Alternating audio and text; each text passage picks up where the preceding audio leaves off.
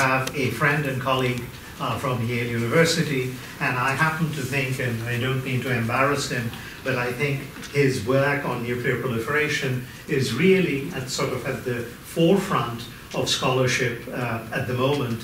Having worked in this field for almost, I hate to admit it, 30 years, I was just telling Professor Monteiro that I liked his article, his recent article in International Security, so much that my only regret is that I didn't write it. That he's sort of stolen a march on the rest of us. The article is not only a model of clarity, but you read it and you tell yourself, gee, this is obvious. Why didn't I think of it first? But that's the beauty of the article, the mere fact that you think it is so straightforward and it never occurred to you in 30 years. So it's more a commentary on me than on the article, except that it is superb. His first book, The Theory of Unipolar Politics, was published by Cambridge University Press in 2014. His second book, Nuclear Politics, The Strategic Causes of Proliferation, co-authored with Alexandra Debs, is going to be published by Cambridge in 2016. And this presentation is sort of an embryonic version of this much larger 16 case study book, which is kind of a monumental enterprise. I'm contemplating a book with 4 cases, and I think that's overwhelming. And I can't even wrap my mind around 16. I could continue talking about his many publications in both professional and opinion journals, but I won't. Instead, I am going to turn the floor over to Professor Monteiro, and his talk is entitled The Strategic Causes of Nuclear Proliferation. Nuno, once again, it's a pleasure to have you. Thank you very much. Thank you everybody for coming. Thank you, Professor Gunguli, for the invitation. Thank you, Bree, for organizing it. It's a pleasure to be here. I'm actually going to talk, or try to talk a little bit about each of the 16 cases. So I'm going to give you a bird's eye view of the book. I'll start with the theory, and then I'll talk about each of the cases in just one slide each. We have time for Q&A afterwards. I'd encourage people to ask me questions about the cases that interest you most. This is a summary of the book, which is written with Alexander, too. That's not a title. He's French-Canadian, so it's actually Alexander. We've been at it for 4 or 5 years, and it's been, I was telling Professor Gunguli, it's been a little bit of a game of whack-a-mole, because you think you finished one case study, you set it aside, you work on the others, a year later you come back to that case study, there's 5 new articles, 2 new books. So that's the story of my life for the last 4 or 5 years. At the end of February it will be done, so I'm almost very happy, not quite, but almost very happy. The question we started with is, when do states acquire nuclear weapons? What are the conditions under which states acquire nuclear weapons? And particularly, what are the strategic conditions? So what are the features of their environment, of their security environment, that are more conducive to them acquiring nuclear weapons, and the features that are less conducive to them acquiring nuclear weapons? And a history of proliferation, we figured out while writing the book, is also a history of non-proliferation, in the sense that a lot of the reason why many states don't get nuclear weapons is that other states are trying to prevent them from getting nuclear weapons, namely the United States. Puts a lot of effort. If there's a topic that's been consistently at the top of the US foreign policy agenda since World War II, more or less consistently, at least very consistently since the 70s, it's nuclear proliferation, attempts to prevent others. So how can we also prevent other states from acquiring nuclear weapons, enemy states or adversaries, and ally states? And we'll talk a little bit about the relative effectiveness of different tools to avoid other states, to prevent other states from getting weapons, namely in the case of adversaries or enemies, counter-proliferation war, so military action that takes out an incipient nuclear program before the other state gets nuclear weapons, and when we're talking about an ally, either threats of abandonment, what we tend to call a sticks-based approach. You go to your ally, you say, we'll be gone if you insist on doing this, or a carrots-based approach, which is giving them more security guarantees so they don't feel the need to get nuclear weapons. So I'll try to give you a quick assessment of the relative effectiveness of these tools in different strategic settings. I'd invite you to interrupt me if you have clarification questions, so that we don't pile up the clarification issues. What I hope you'll get from today's talk is an understanding of the causes of proliferation, a very brief understanding of the history of proliferation. By proliferation, by the way, I mean only horizontal proliferation, that is, nuclear weapons being acquired by a new state, not why some states that already have weapons build more of them. So a question of great interest for many of us: Pakistan is building a lot of weapons, North Korea is building new weapons. Those are not the questions that interest me here. So whenever a state gets the first nuclear weapon, it's out of my book, fortunately. Right? So first test, the first weaponization is the end of the story. And then I hope you get from this also an ability to formulate better policies, because understanding the causes of proliferation, you will be able to understand how best to stop proliferation. The recipe I'm going to employ today is 1/3 theory and 2/3 history. You got their slide count at the end. There's 30 slides, about 10 of theory, and then 20 of history. I know the theory is always the sort of the most sleep-inducing part of the talk, but I'm an IR theorist, so I thought it would be a shame not to give you something. Okay, 3 slides on what's out there. So how do people explain nuclear proliferation? Other people, right? Before this book, what are the explanations out there? The canonical explanations from the 70s and 80s, when scholarship on this emerged, were security explanations. The idea was states feel insecure, nuclear weapons increase their security, therefore states build nuclear weapons. So threats to security lead to proliferation. The idea that proliferation begets more proliferation, this notion of proliferation cascades. Your adversary gets the weapon, you need the weapon too, otherwise you're going to be in a position of inferiority. And the only explanation we had for nuclear restraint, or why states don't get nuclear weapons, is that they would be afraid of the consequences of getting nuclear weapons. If you get the weapon, then you may trigger an arms race with an adversary that has more money than you have, you end up worse off. So, security explanations for both proliferation and non-proliferation. The problem with these were largely abandoned, I want to say, by the mid-90s. And the problem with these is that they over-predict proliferation. If there's something consistent about the history of the scholarship and the policy analysis on nuclear proliferation, is that people over-predict. Say, reports from the Kennedy era would say by 1970 we'll have 20 states with nuclear weapons. By 1990 we'll have 50 states with nuclear weapons. Didn't happen, right? We had 9 states with nuclear weapons. South Africa had them and got rid of them. The only state to do that. So it over-predicts, right? So we don't see a very high pace of proliferation. Lots of states that feel threatened and don't have nuclear weapons. Puzzle for these theories. We don't see cascades, so we don't see reactive proliferation. Your neighbor gets the weapon, you get the weapon. Very rare. And you also see states that are aware of these negative externalities of getting nukes and still go ahead. Right? For example, India, much wealthier than Pakistan, can, if it wants, produce more nuclear weapons, and yet that did not deter Pakistan from getting the bomb, nor is it deterring them from building lots of bombs. So, the problem with these security explanations. And this led to a second wave of scholarship, which I call other explanations for the demand for nuclear weapons. So, reasons other than security that may lead a state to want the bomb. Prestige, either domestic prestige, something that's very discussed in the case of North Korea, a way to assert the regime, or international prestige. In the 50s and 60s, that was what great states did, was they developed nuclear industries and nuclear weapons ultimately. So prestige, also the economic preferences of the elites, big book by Ethel Solingen from the 90s that says, well, if the elites are outward facing and want trade, they won't get nukes. If the elites are inward turned and don't care about trade, then they'll get nuclear weapons. So economic preferences of the elites rule in this. Even theories of the psychology of leaders. Jack Hyman's has a book about nationalistic adversarialism. So you need to have leaders that are both nationalistic and adversarial to build nuclear weapons. So lots of different reasons. The type of political regime. Dictatorships are more likely than, statistically, than democracies. Norms.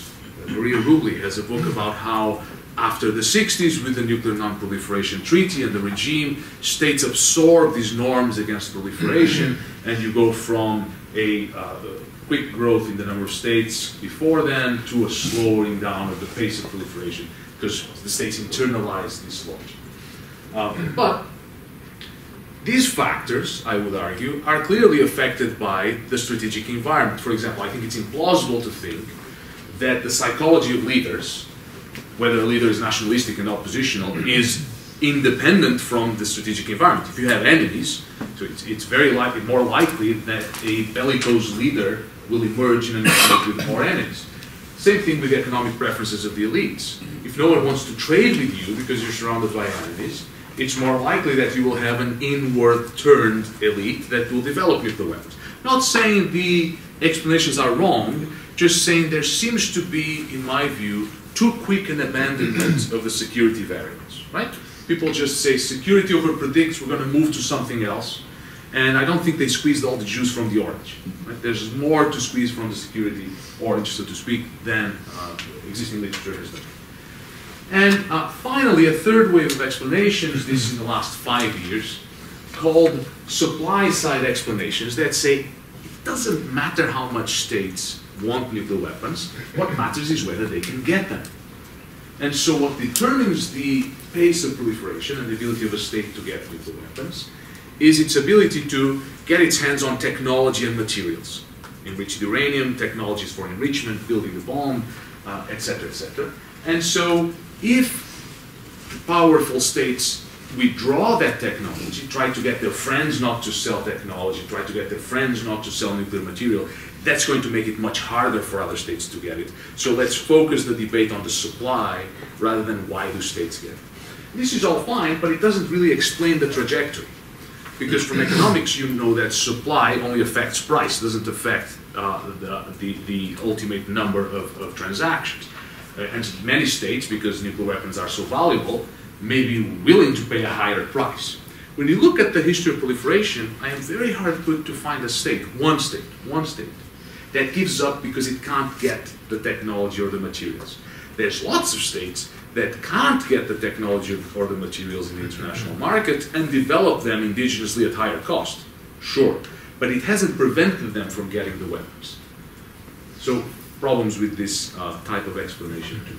So now I'm going to walk you through our theory. There's two key moves. So this is theory land. It's very abstract. Try not to fall asleep, but also if you have questions, if you're not following, please ask, okay? Two key moves we make. The first one, first theoretical wager, is the point of is to focus on the strategic interaction. So proliferation results from a strategic interaction between the state that wants nuclear weapons and the states that may not want it to get nuclear weapons. Right? So if I benefit from getting nukes, there are states that stand to lose from my nuclearization. And we're in a strategic interaction during the period that leads up to my building the weapon. And the strategic interaction that matters is that between the state that wants nukes, the potential proliferator, its adversaries that most obviously stand to lose if the state gets weapons, and also its allies, because the allies also stand to lose. It's very interesting to see in the history of the nuclear age, the US spends a lot of effort trying to prevent allies from getting nuclear weapons. Parentheses, if you're looking for a dissertation topic or a senior essay topic, you would think alliances are about maximizing the power of the alliance. Well, in that case, the US should want others to have nuclear weapons. More power to the alliance. No. Alliances are about deterring threats. It emerges from this research, I think, but also about disciplining the little guy. So I'll fight for you, but on my terms. So the US wants its junior allies, which are all its allies.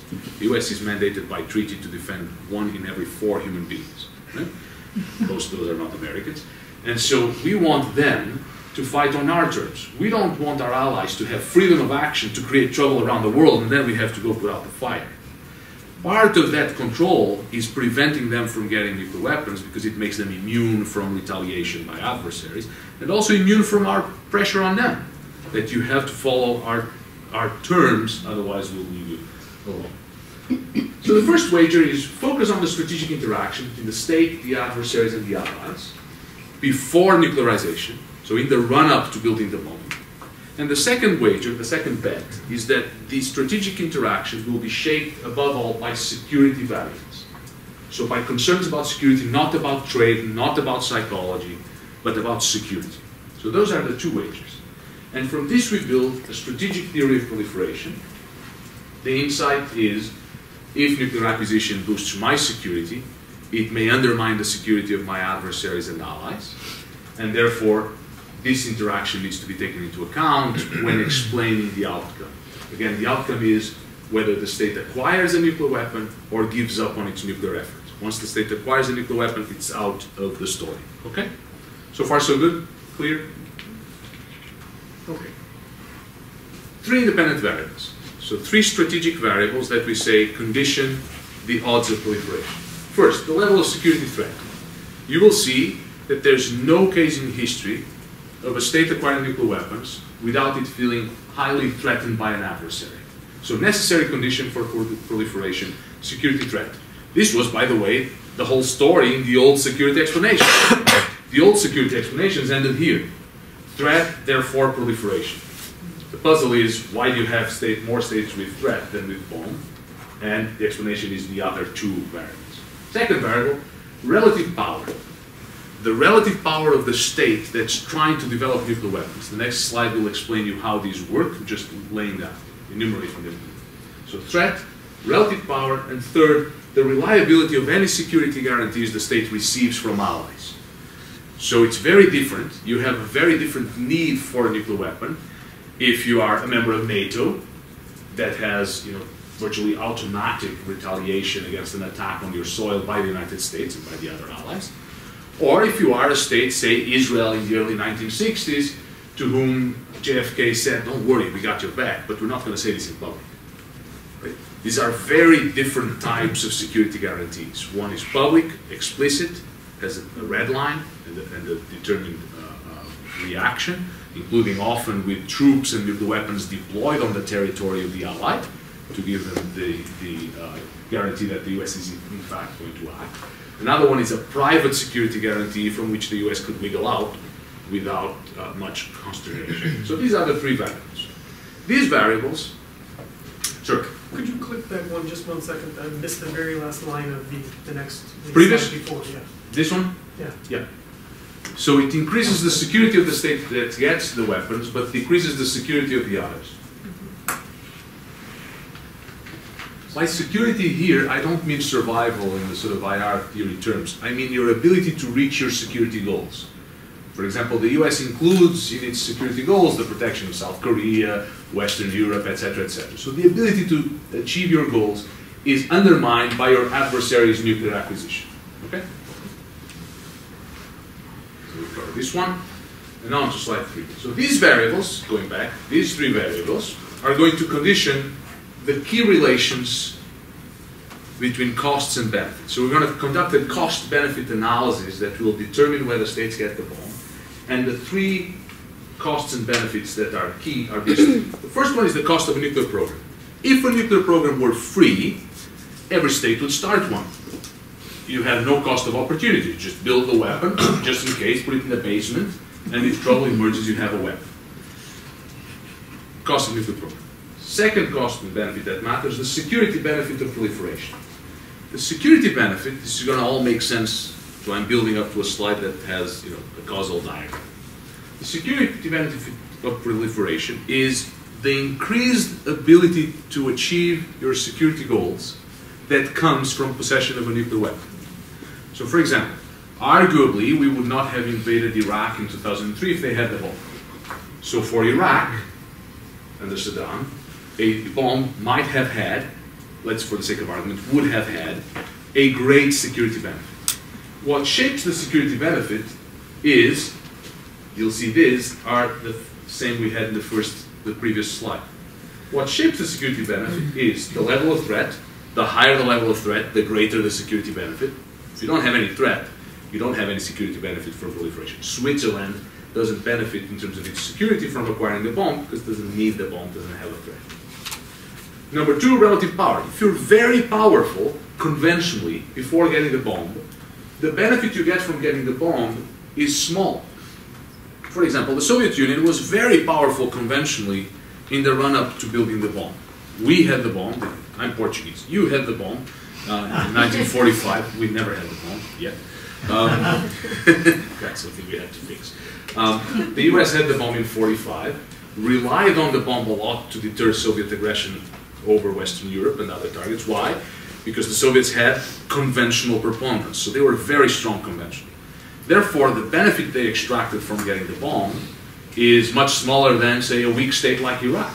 Iraq would have a much greater ability to defend itself, increasing its ability to defend itself than, say, the Soviets.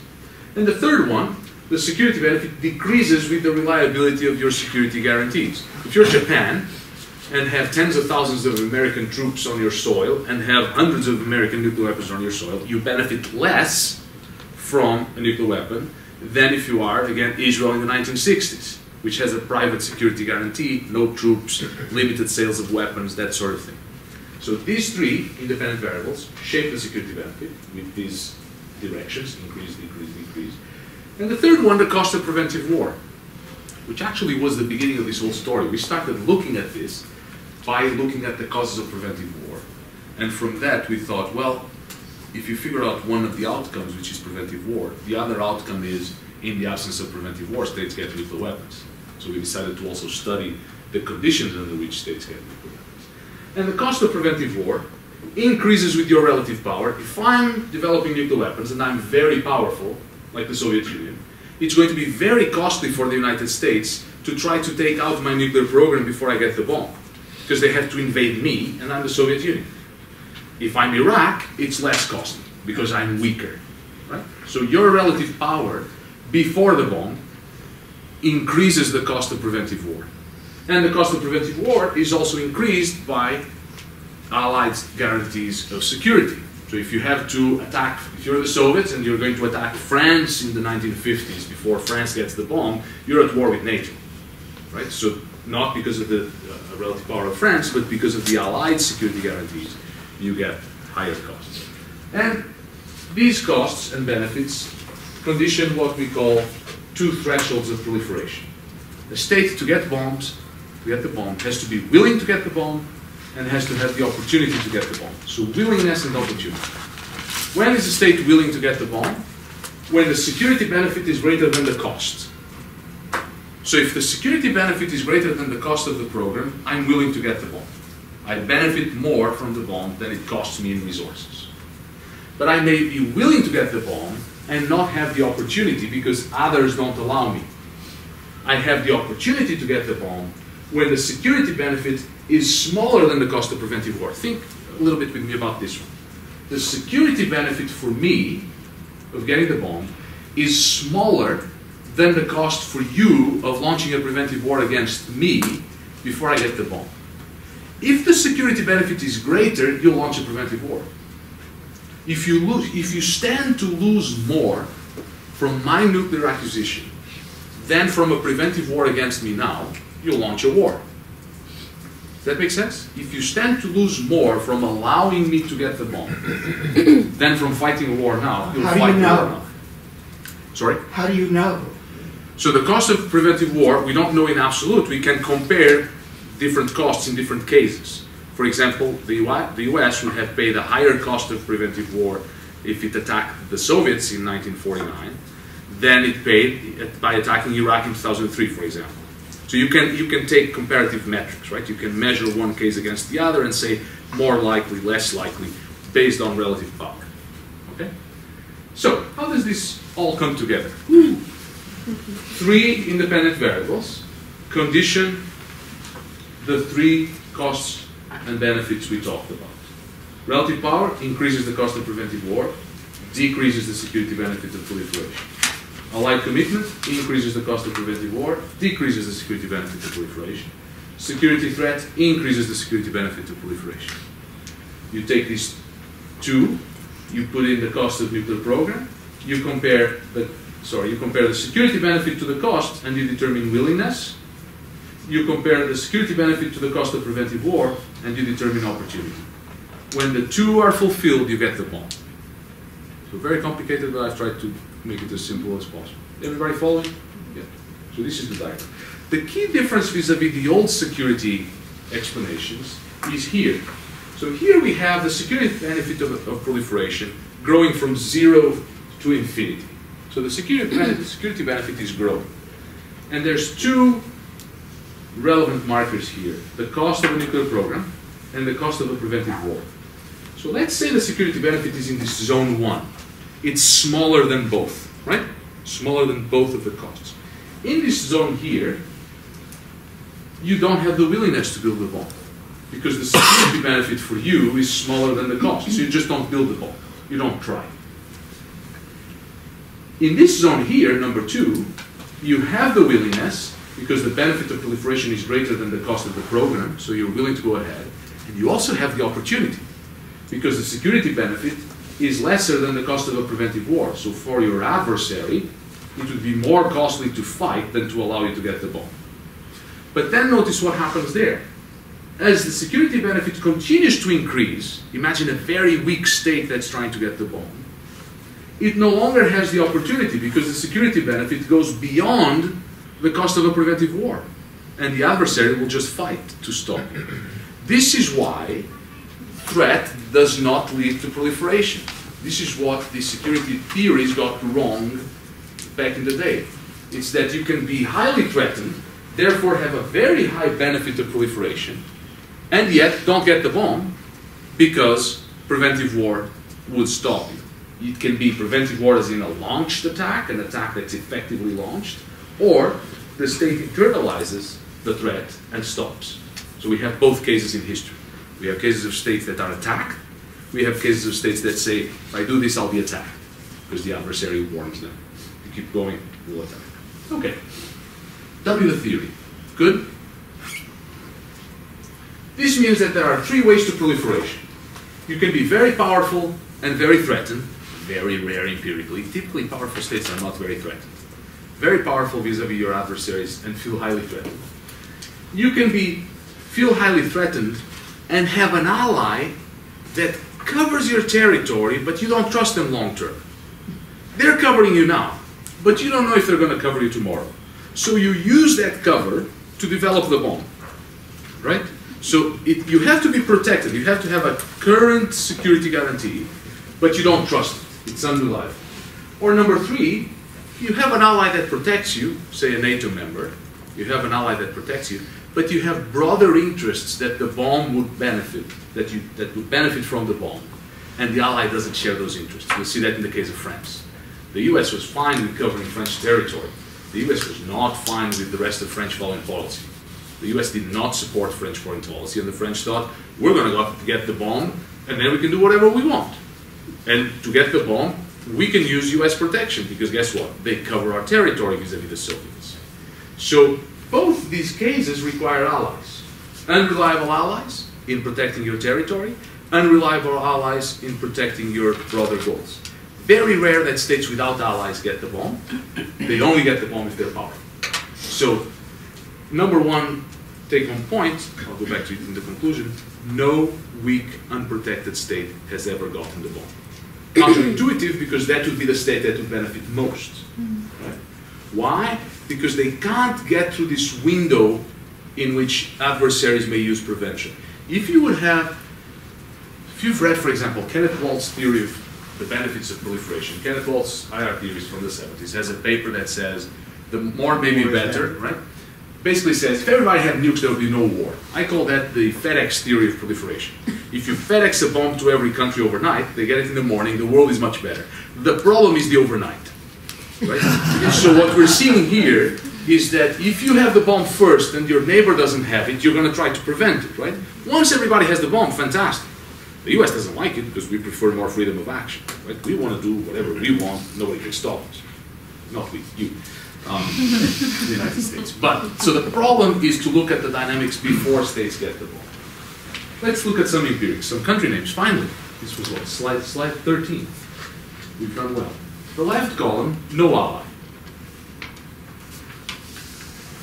And on the y-axis, I've plotted military expenditures vis-a-vis your adversaries. So these are very powerful states up here. South Africa, for example, spent 7 times what its adversaries spent in the 3 years running up to building the bomb.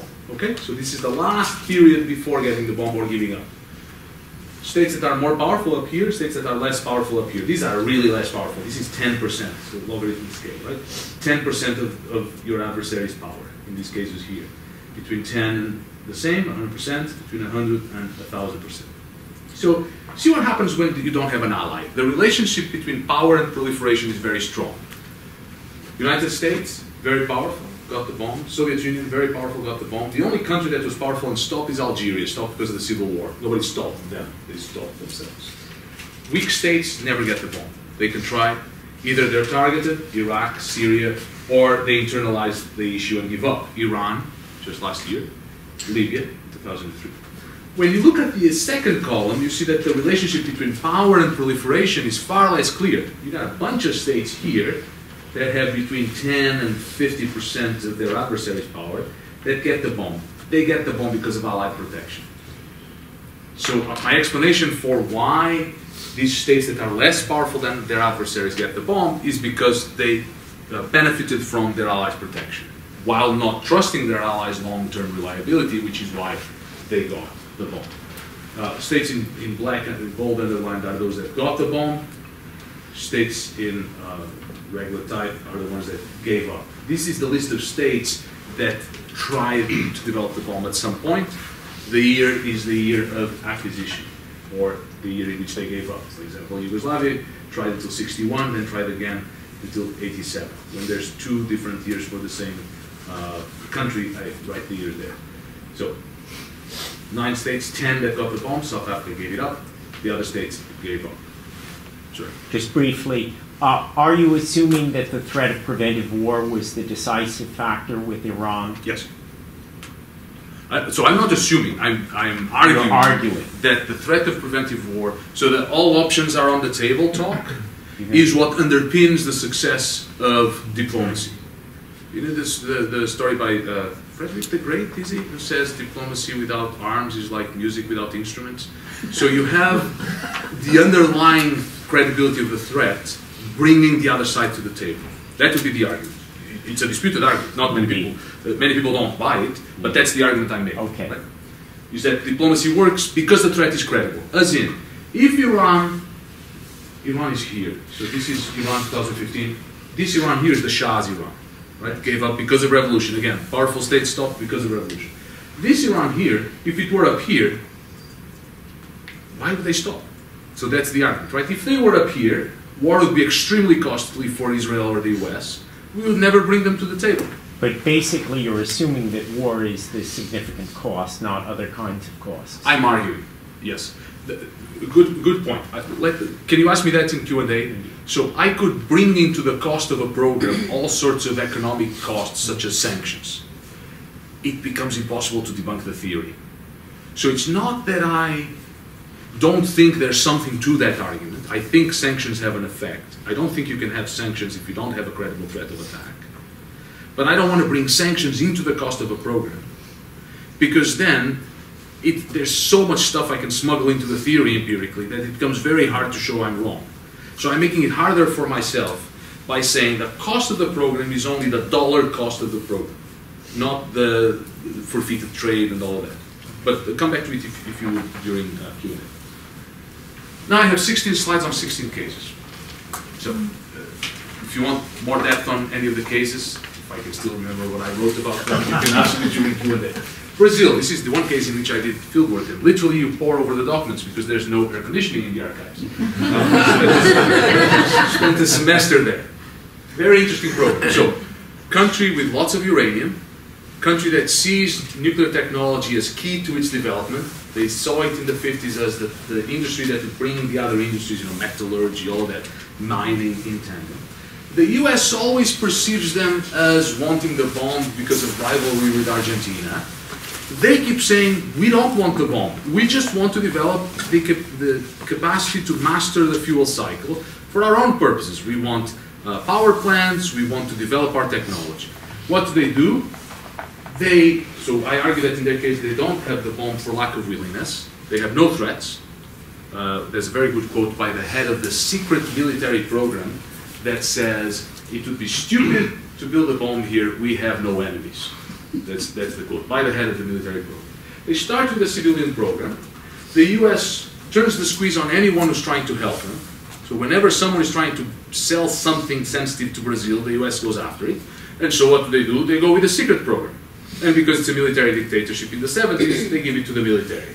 The US sees that and says, oh my God, they're really trying to build a bomb. No, they consistently say, we don't try to build a bomb. And interestingly, They master the fuel cycle in the second half of the 80s. So mastering the fuel cycle means they have everything they need to build the bomb. And once they do that, they say, fine, we can join the NPT now. So that they are out of the NPT while the guarantees of the NPT would prevent their progress. Then they join the NPT. Lack of willingness because they have no rivalry with Argentina. Interestingly, they actually cooperate when the US tries to prevent them from making progress. The Argentinians and the Brazilians go together to the Federal Republic of Germany trying to buy technology. When the US is thinking they're trying to get an arms race together, they're actually cooperating to circumvent US pressures. Quite interesting. And they have no extra regional threats. If they were to have any, they have protection from the US, from the Rio Pact that gives all countries in south of the US border, south of the Rio Grande, protection against the Soviets. So no willingness. Lots of opportunity because they're very strong. Right? If their adversary would indeed be Argentina, they could have gotten the bomb. They don't get the bomb because they don't want the bomb. So they get all the way to latent nuclear capability, they have all the technology they need, then they stop. By the way, I'm starting with cases of states. This is the chapter in the book of cases of states for whom the allies don't matter, because either they don't have allies or they don't have enemies, so the allies don't matter.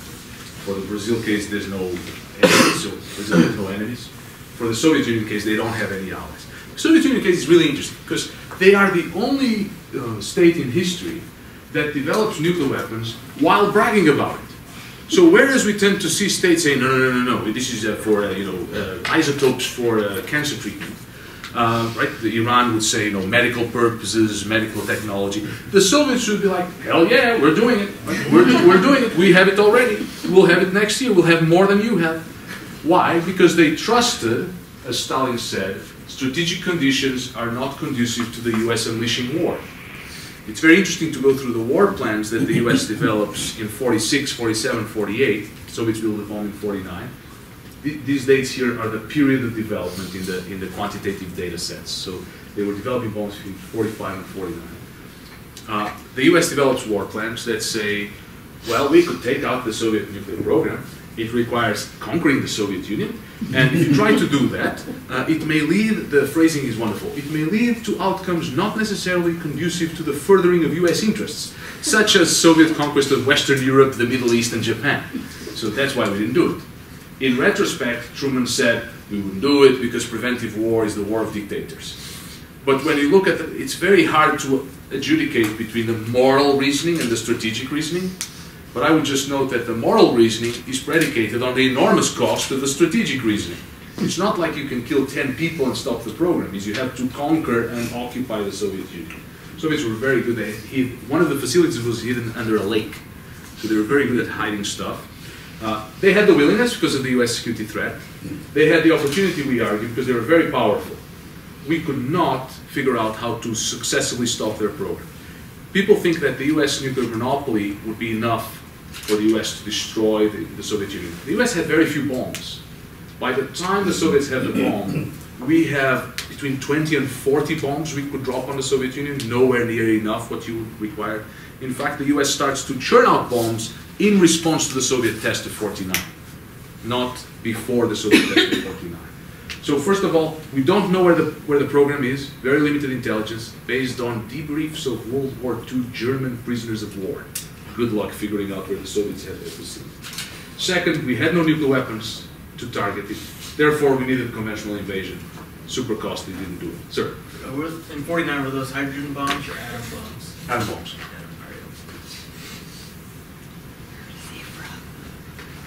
The bottleneck was actually the lack of bombers capable of delivering them and crews trained to operate the bombs. Even more than the number of bombs. Iraq, another weak state. You'll notice here, it says 91. 91 is ends in 91. 91 is the latest evidence we have of a nuclear program. It's actually one of the results of the 91 Gulf War is we go in and we realize, oh my God, they had lots more than we thought.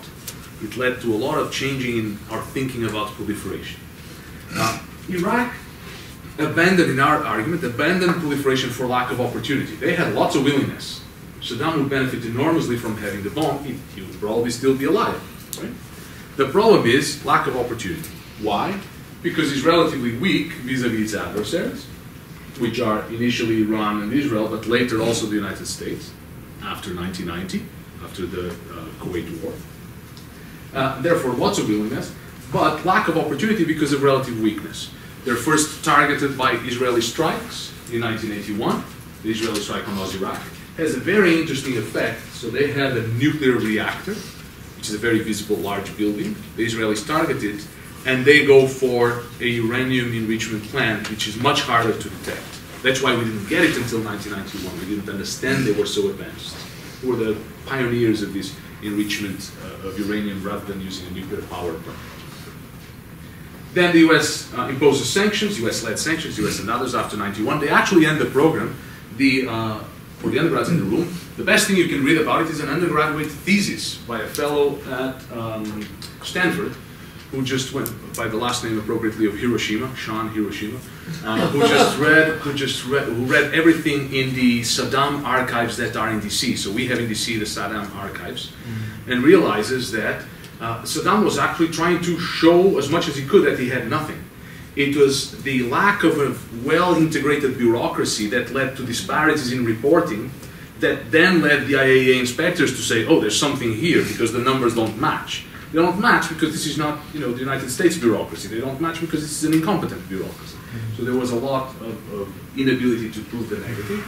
In any case, it would have been unable after the 2003 invasion. If it still were at it, it would have stopped after the 2003 invasion. So overall, willingness, lack of opportunity. Iran, I talked a little bit about it. I'm going to try to speed up now. During the Shah, lots of opportunity to build a weapon. The revolution stopped it. During the Shah, Iran was more powerful than its adversaries. During the more recent post-revolutionary period, Iran is much weaker than its adversaries because its adversaries now include the United States. And so, under threat of preventive action, in our argument, they end up folding and for at least 10 or 15 years won't get them. North Korea, case of a state that has an ally. I don't think the ally, China, actually played an important role in giving North Korea the opportunity to build a bomb. So North Korea wants to build a bomb, has the willingness to build a bomb because of the security threat posed by South Korea with US backing. North Korea depends very heavily on its conventional deterrent. As US forces and South Korean forces supplied by the US improve their precision targeting ability, the conventional deterrent of North Korea is downgraded quickly over the years. So it's less deterrent than it used to be. Ask me more if you want in Q&A. Therefore, willing to build it. At the same time, the conventional deterrent is still capable of inflicting tremendous damage on Seoul, the South Korean capital. Very interesting, the phone calls between President Clinton in the 1994 crisis with the South Korean president, in which the South Korean president just says, we cannot have war in the peninsula. Doesn't matter if these guys get the bomb. We cannot have war because we'll have 800,000 dead in Seoul in a matter of hours. Right? So willingness because they see their deterrent being degraded. Opportunity because the deterrent still is able to inflict high costs on South Korea. Sweden, fascinating case. Why is this Swedish case in the nuclear weapons book? The Swedish had lots of raw materials, lots of technology. They pushed pedal to the metal in the second half of the 50s. The thinking is, what is the security threat to Sweden is a war between the two superpowers. Sweden is in the path of the bombers that would be dropping nuclear weapons from one superpower to the other. It's also in the territorial waters of Sweden that much of the submarine war was expected to happen. So they say, what we want is to deter an initial attack on Sweden because the nuclear arsenals of the two superpowers are still small. So they're going to be used at the beginning of any war. If we have a bomb and we can cause damage to the Soviets, the threat was the Soviets, they never thought the Americans would attack. The Soviets will not spend their bombs with us. They'll spend their bombs somewhere else, and by the time they turn to us, they'll be out of bombs. So pedal to the metal. They develop the bomb. In '62, they change, after the negotiations for the Partial Test Ban Treaty. Change at the time their reactor is coming online. Right? They change and they use in fact, the most important case for the people who argue that it's norms. They use the rhetoric of norms. The Scandinavians are very good at this. Norms, we're friendly people, we want everybody to love us. Interestingly, they keep to this day, the nuclear power plant at the Jesta, to this day, it's in a 6-month turnkey signal. So if you need it back on producing plutonium, you can get it back on in 6 months. They have everything they need to build the bomb if they need. Why did they change? First, they were very willing because they thought they were going to be targeted. And then 3 things happened. There is the arsenals mutually assured destruction. The arsenals of the 2 superpowers increased so much that this idea that if only we stay out of the initial phases of the war, the superpowers will run out of bombs, no longer matters, because the superpowers have 20,000 bombs. So they're going to have plenty of bombs for you. Right?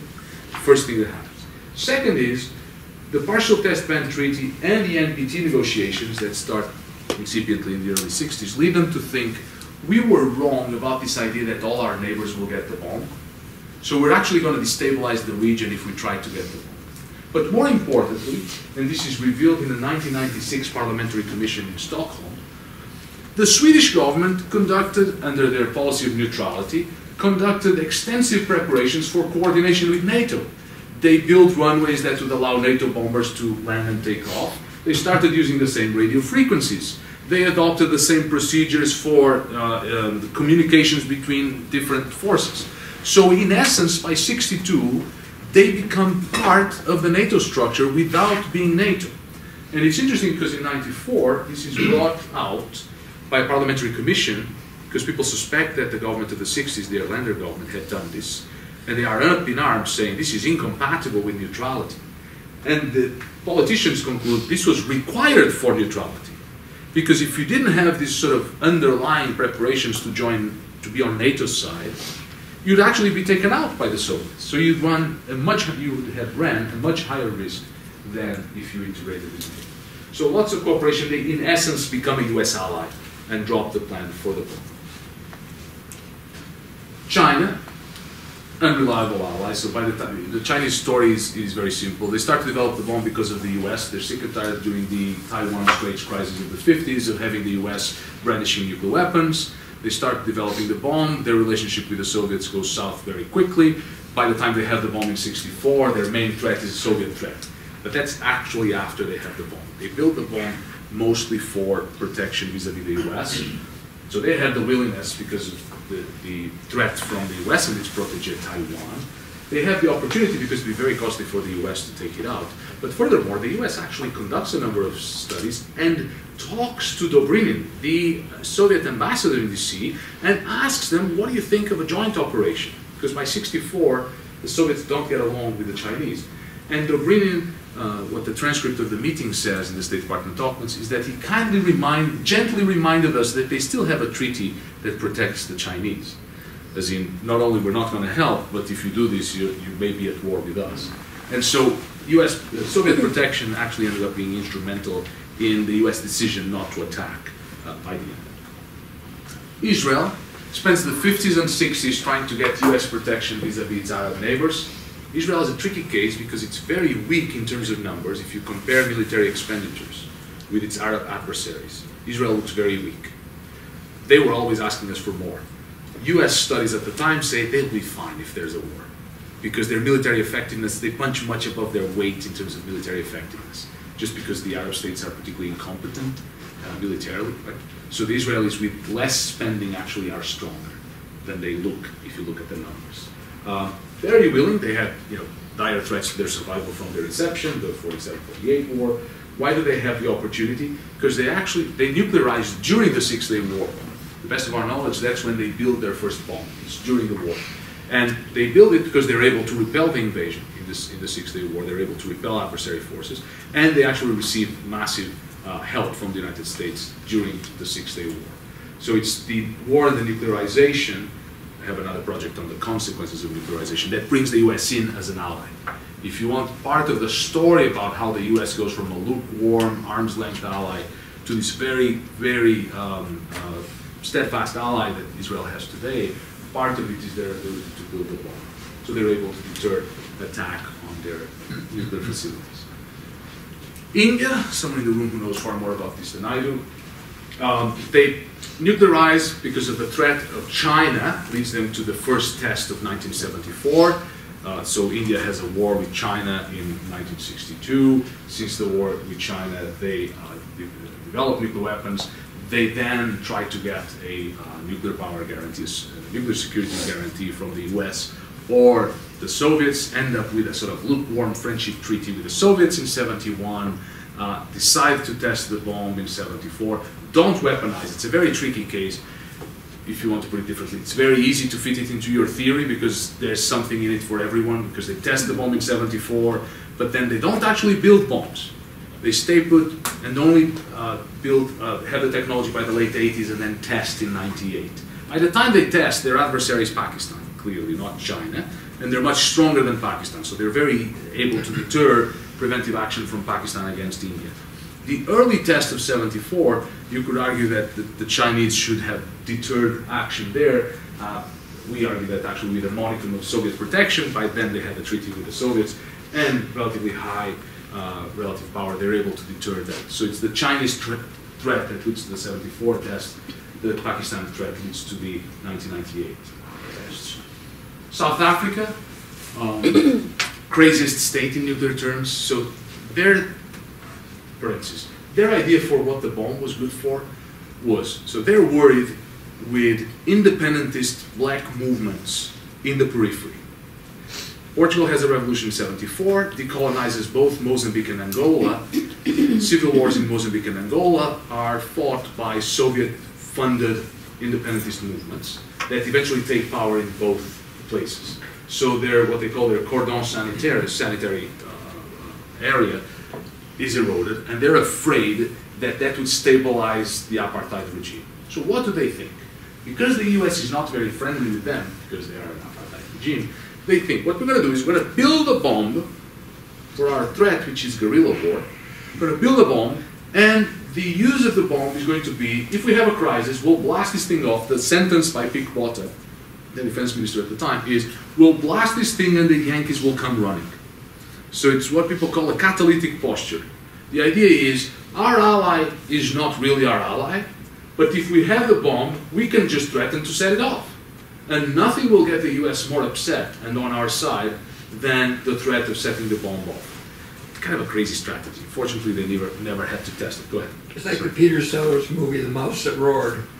I've never watched it. Where he goes there, they need a lot of aid because they're a very, very poor country, so they go there wanting to attack the United States, capture a bomb, and then get taken over. So the U.S. will save them. Right. And they accidentally get it.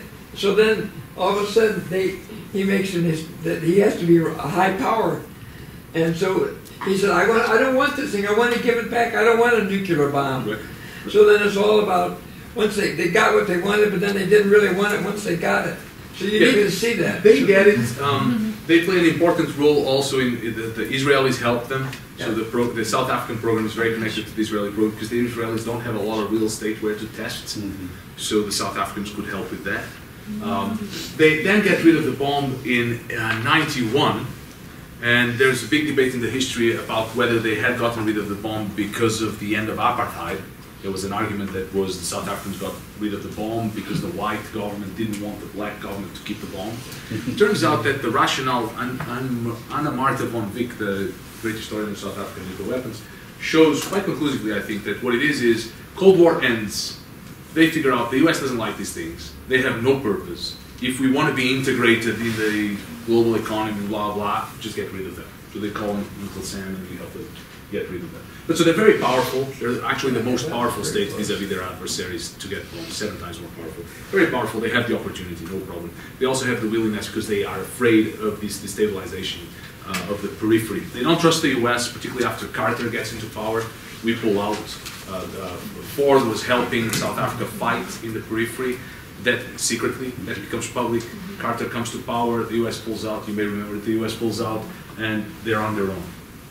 You have a question? Yeah, you mentioned the phrase set the bomb off. Did that refer to your knowledge of the use of nuclear weapons on the government in Mozambique or Angola, or on guerrillas? They had no idea. We cannot, so no historian of South Africa that I know has found any evidence of where they would set it off.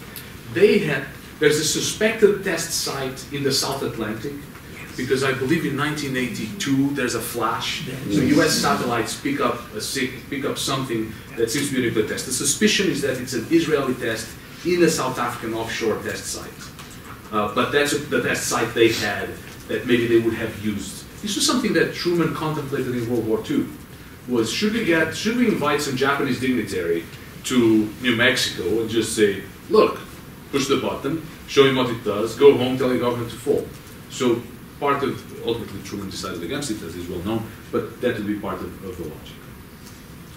Taiwan, I think this is, there's still Taiwan. Taiwan is too strong, we don't give them much, but we tell them, that which we give you, you lose if you try to get the bomb. So they're so weak that they depend so much on the US. Weakness leads them to capitulate to US coercive pressure.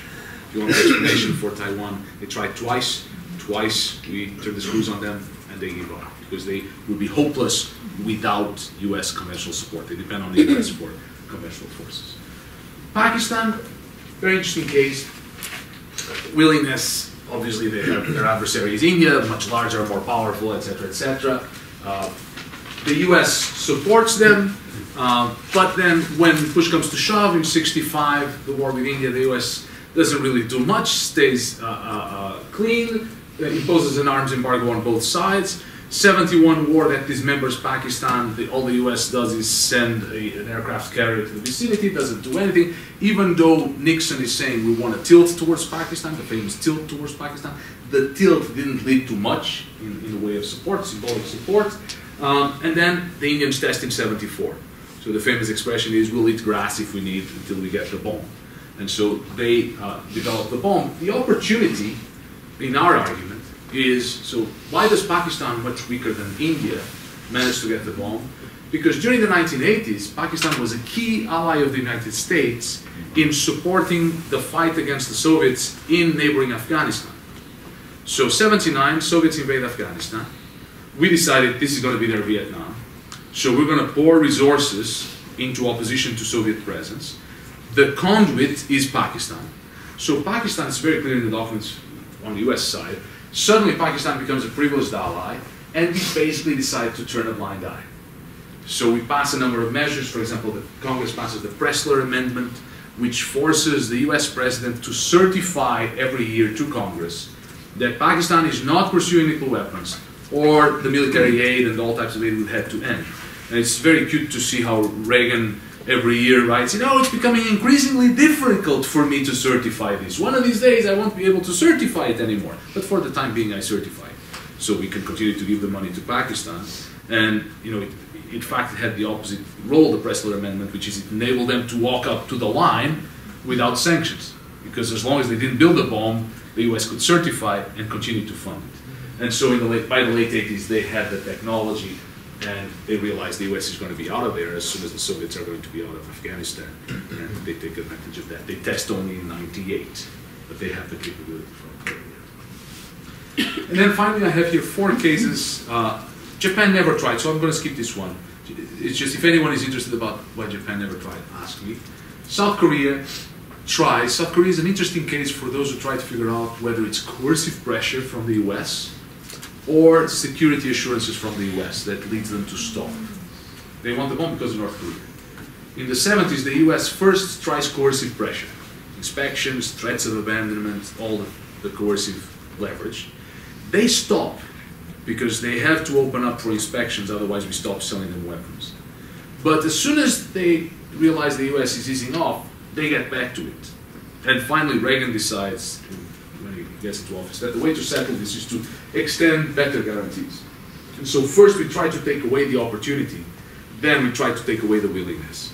And eventually we end up taking away the willingness in the early 80s. They never tried again.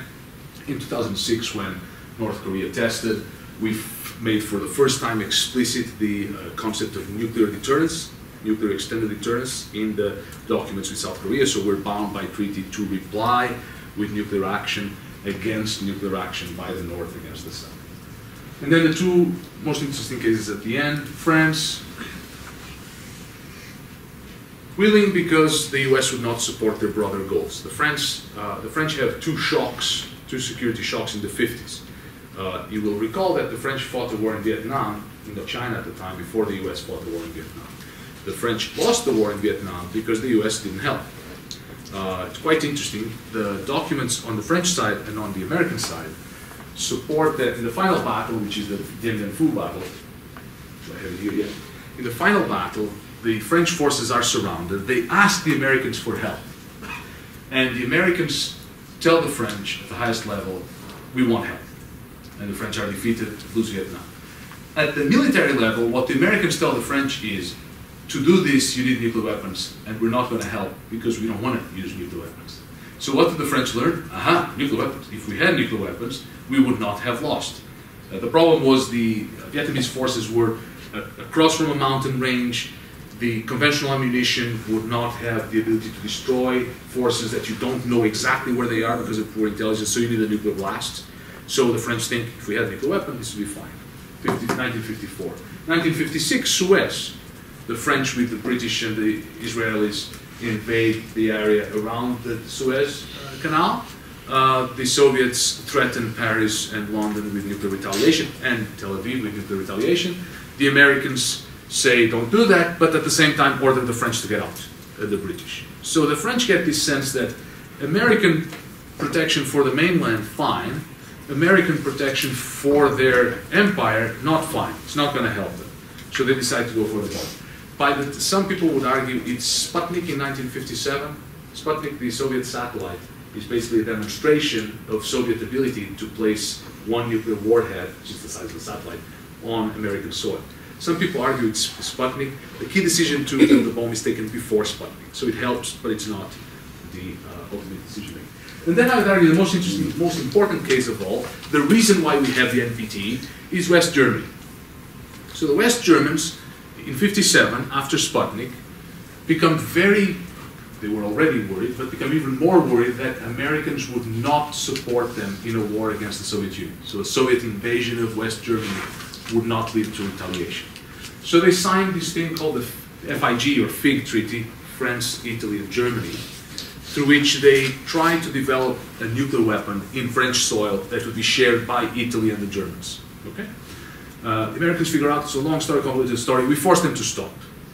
And then the Johnson administration, the late Eisenhower, late Eisenhower, the Kennedy administration, and the early Johnson administration, the 1964, tries out the so-called MLF, multilateral force. The MLF the idea was to have American nuclear submarines, so submarines with nuclear weapons, nuclear missiles in them, under shared control of NATO allies, so a German key and an American key, a French key and an American key, that would then be an agreement, so the basis for a broader agreement to share nuclear weapons with the Germans that would lead the Germans not to want their weapons, because in essence they have the key to an American weapon, although it would be a double key, an American and a German. To use a 1950s expression, the Soviets go bonkers. The Soviets basically tell the Americans, there's no way, this is a casus belli for World War III. We cannot allow the MLF to happen. And so the Johnson administration shifts from the MLF, so trying to take away the German willingness to build the bomb by giving them the bomb, to the NPT, which the Germans, I hope you'll see in the IS article, you can see a little bit of that, they call the NPT a Versailles of cosmic proportions. Versailles was the treaty that imposed reparations after World War I. They think they're being relegated to second-rate power conclusively by the NPT, which is in fact, the best word to describe it is collusion. The NPT is collusion between the US and the Soviets to guarantee that Germany doesn't get the bomb. And so the US worked very hard to take away their opportunity. Conclusions. No proliferation by unthreatened state. No threat, no bomb. Number two, no proliferation by a state protected by a reliable ally. So if the US wants to stop proliferation, all it needs to do is to protect everybody reliably. The problem is, as we see, for example, in the case of India and Pakistan, that the US has mixed interests. Well, we like the Indians, but we also like the Pakistanis, so we can't, what are you going to do, right? So when there are other interests that trump non-proliferation, then you get problems, right? For example, the Saudis, suppose the Iranians ended up getting the weapon, and the Saudis wanted the weapon in response. It's easy for the US to stop the Saudi weapon. It just means to bring Saudi Arabia into NATO. The problem is, bringing Saudi Arabia into NATO is kind of crazy, because the Israelis are not going to like it, because the whole architecture of the Middle East is going to be upside down. So non-proliferation in a vat, in a void, is easy to achieve. The problem is when it's trumped by other goals you have vis-a-vis the allies, as was the case in Pakistan. We wanted help in Afghanistan, we turned a blind eye. Pakistan got the ball. No proliferation by weak state without ally. So this is good news. The states that would benefit most from proliferation. Good news for the US. I tend to think that, I agree with Waltz that the more the merrier. If everybody had nukes, we had no war. For those in DC, they don't like it because you can't do as much, right? You have much less bargaining power as the US. And finally, no proliferation cascades. You don't see any evidence of that. US efforts. Against adversaries, you're effective when the threat of war is credible. So if your threat of war is not credible, in my argument, the sanctions, the diplomacy, not going to matter. Right? It's underpinned by the threat of war. Against strong adversaries, the only thing that works, so adversaries that are strong vis-a-vis their allies, not vis-a-vis the US, right? Vis-a-vis their allies, the only thing that works is additional security guarantees. Why? Because if they're strong vis-a-vis their adversaries, they have the opportunity on their own. They don't need US protection to deter a preventive attack. So you can threaten them with abandonment as much as you want. They will still go ahead and build the bomb because they're not afraid of abandonment. It's only with weak allies that threats of abandonment work. So sticks, trying to say stop it or we'll be gone, weak allies. Strong allies require extensive security guarantees, which is a problem because it ends up with the US protecting 1 in every 4 human beings, etc., etc., etc. Thank you. Thanks.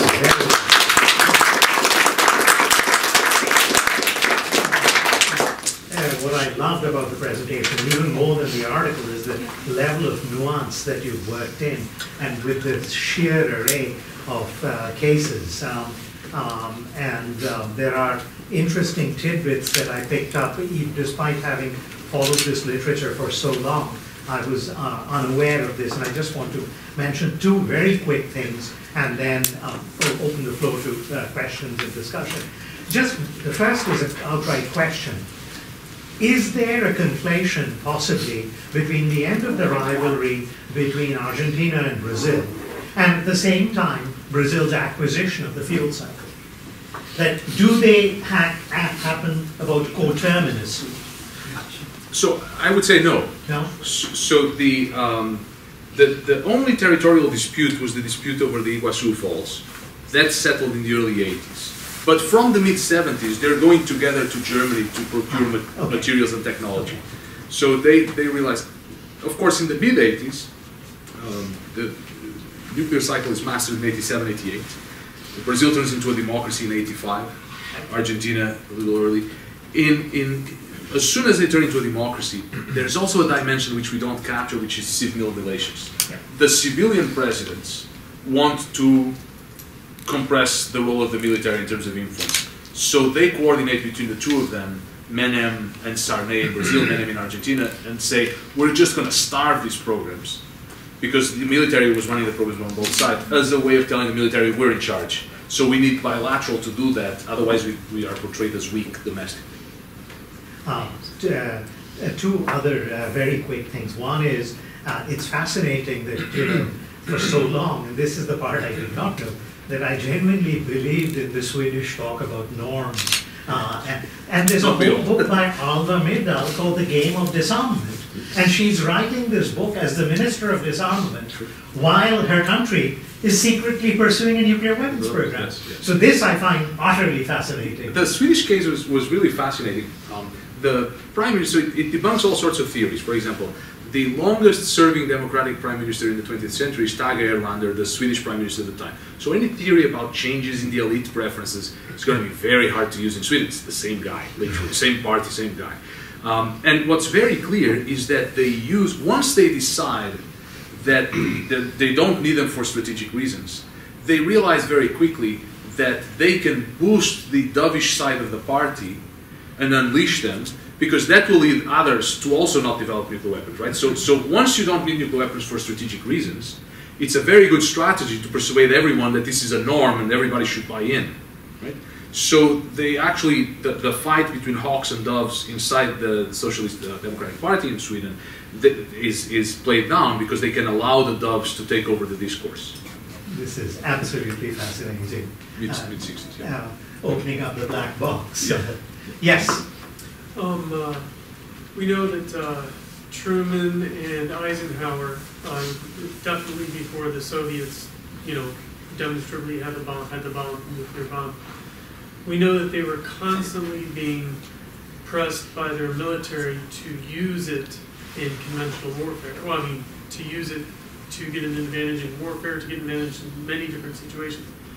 How do you think it would have changed the proliferation if we used it even just one more time? Because you've studied the situations where it was an issue. So let me try a couple of things. It's not a question about which I've thought a lot. So I'm going to be being on my feet. The first thing to note is it makes an enormous difference in proliferation pressures to think of nuclear weapons as a conventionalized weapon, something that tactical nukes, and to think of intercontinental ballistic missiles. So, for example, Australia wanted nuclear weapons in the 50s because they were thinking tactical nukes, right? These guys are coming, we need something to throw at them. Once you turn nuclear weapons into intercontinental ballistic missiles, it does two things.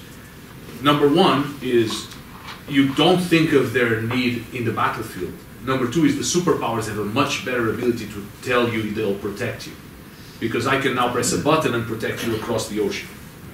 So the shift between tactical and strategic weapons matters a lot for Sweden too, by the way. The second thing is, the reason the US doesn't use the weapons early on is we would use the weapons in the case of war, right? So all the plans contemplated the use of the weapons. So they really served well as a deterrent. But I do think that the use of the weapons early on would have created more pressure in the direction of proliferation. The US had very good strategic reasons not to use the weapons. There's an interesting debate in the literature between Nina Tannenwald and T.V. Paul between the taboo and the tradition of non-use. It's very hard to adjudicate based on the evidence. I mean, the evidence is compatible with both. I think I'm on TV's side that there's very good strategic reasons why you don't use them. And by the way, the foremost strategic reason is the US is very powerful conventionally. So, for example, today, who would lose the most from, who would benefit the most from global zero? The United States. We can basically do whatever we want conventionally. If no one has nukes, no one can stop us. So, why there's a fascinating piece by Campbell Craig and Jan Ruzicza, I hope I'm getting the name right, on Ethics and International Affairs, in Ethics and International Affairs, the journal, called The Non-Proliferation Complex, which makes the argument, why does the US government give so much money to NGOs that aim at global zero? It's great. We can tell people that we're doing our part to decrease, so the NPT mandates us to disarm, right? We can tell people we're spending lots of money on disarmment. At the same time, if disarmment comes about, fantastic. We can invade whatever country we want, right? The US is the country that stands the most to gain from nuclear zero. So, I didn't exactly answer the question, but I tried. It's the push and pull, yeah. Yes, please. There's an interesting piece that 60 Minutes did about 6 months ago about how we had stopped spending money to keep up with our nuclear weapons armament. They went back in and they showed cameras of like rusted locks. They had software that was 20 years old, and the training was outdated for these guys that were basically got their finger on the trigger. And it was really a scary sort of article that the U.S. has stopped spending money to keep up with this stuff. We're still spending quite a bit of money, so I would. I wish. If I was. Yeah, I'm deeply skeptical of that because there's something called the Stockpile Stewardship Program, which spends at least $20 billion a year. And under the current Pentagon plans just released yesterday, the estimate is spending something like $600 billion between now and 2025.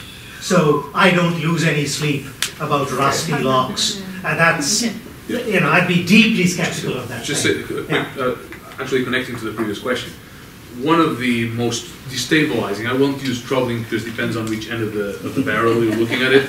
The most destabilizing possibility is we do a lot to reconventionalize nuclear weapons, the so-called robust nuclear earth penetrator. Very low yield, adjustable yield weapons that you could use with very, well, comparatively little conventional collateral damage. That is something that might lead to nuclear use more with higher likelihood, and that would again trigger pressures for proliferation. So one of the best arguments against creating these very low yield weapons is the second order effects, that other states will try to get large yield weapons to prevent you from using them. Unfortunately, a couple of our friends are proposing exactly that. Sure.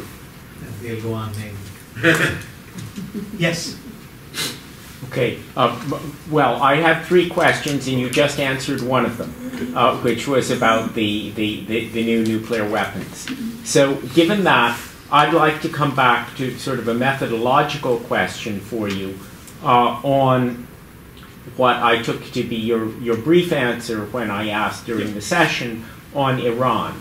And I understood you to have said 2 things. One is that only, sort of as a political scientist, it was cleaner to measure only the threat of war, because how could you tell what the impact of the sanctions and other political measures would be? How would you answer the concern that, in a sense, your academic interests were overriding a potential understanding of the situation? What makes clean academic papers is not necessarily what is the case. And I haven't seen a study that, I mean, there are many studies that show that we could have taken out Iran's nuclear program, but at an acceptable cost. I haven't seen such. And secondly, I'm not sure that from the point of view, putative point of view of the Iranian leaders, there wasn't indeed a very high and mounting cost to their international economic isolation that was preventing them from serving the civilian needs and thus their own political needs. So I would come back and say it might be a more awkward argument for an academician, but that in fact, as a political animal myself, I believe that the soft power outweighed the hard power in that case. So 2 answers. The first one is I misspoke if I led you to believe that we don't factor in the costs of isolation as a result of a nuclear program. I don't factor them in as a cost of the program. So that variable, the cost variable, is stripped to be just the cost of the program, the dollars you spend, right? But what I'm trying to say is you are not able to impose successful sanctions on another state if that state is strong.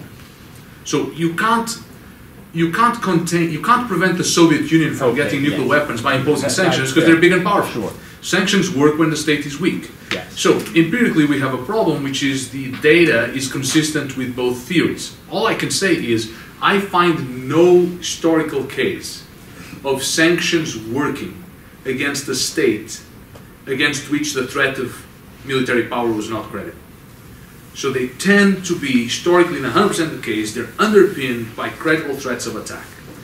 But what I'm trying to say in the theory, so I'm not trying to explain the dependent variable, what I'm trying to explain is not sanctions, is nuclearization or nuclear abandonment, right? So forbearance.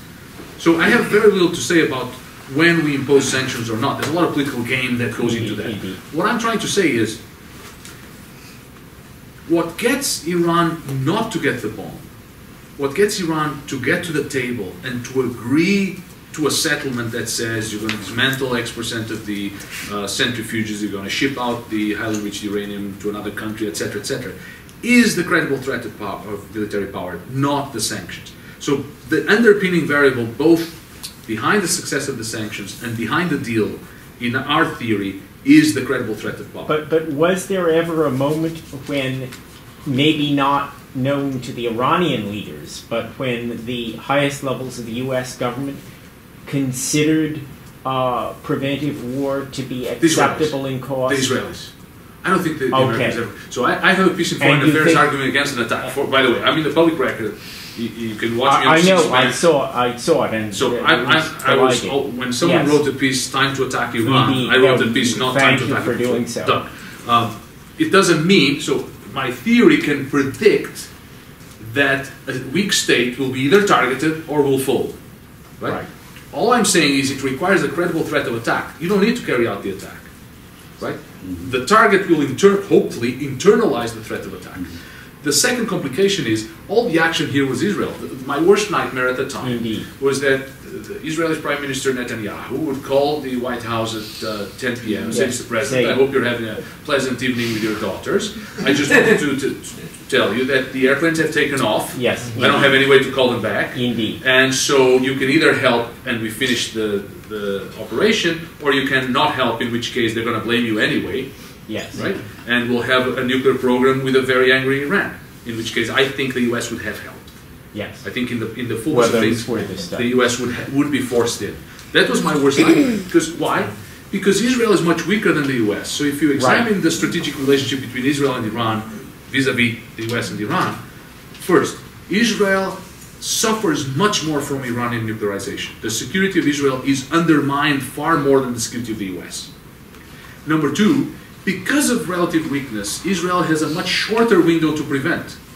After a certain point, they just can't do it logistically, operationally. They don't have the power, the force structure, to conduct an operation that decisively sets back. Nobody would end the Iranian program. You could set it back 3 years, 5 years. The Israelis talked about mowing the lawn. Indeed. You go back every 3 years, bomb again. Here say that. Right. Yes. So, does it answer? Yes. Thank you. Okay, so I was wondering about the ex-Soviet states, especially Ukraine. Why do they disarm except for Russia? They never had the button. So very interesting cases. So there are three post-Soviet republics, the Ukraine, Belarus, and I believe Kazakhstan, that had nuclear weapons in their territory when the Soviet Union is dissolved in December 1991. Okay? So this question emerges often. Why did they give up? They had two types of weapons in their soil. TAC nukes, tactical nuclear weapons, things that fit in this room and you can move them about, and missiles in silos. The tactical nukes, the Russians took them out in 2 months. Right? The strategic nuclear weapons were commanded by Russian forces. So the idea that, it was very interesting in the context of the Ukrainian crisis, there were a lot of people saying, oh, if the Ukraine had kept its nukes, they would never have faced, they never had any nuclear weapons. They will have to fight Russian forces. Right, in your territory to get control over the weapons. And you know, a nuclear weapon is not, you know, it's not like stealing a car and then you get in and you put the two things together and you drive away, right? You know, once you get into the silo and you kill all the Russians, then what do? You know, there's a lot of buttons and a lot of things you need to pay attention to.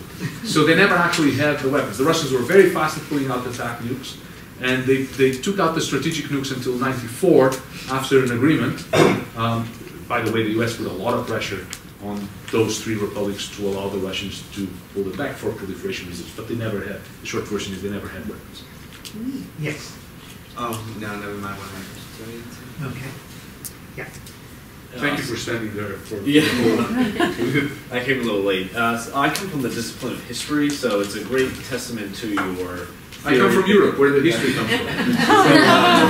So it's a great testament to the clarity of your theory and your presentation that I was able to understand most of it. Especially the dichotomy of willingness and opportunity. But there were a few points that I would hope you would extrapolate on.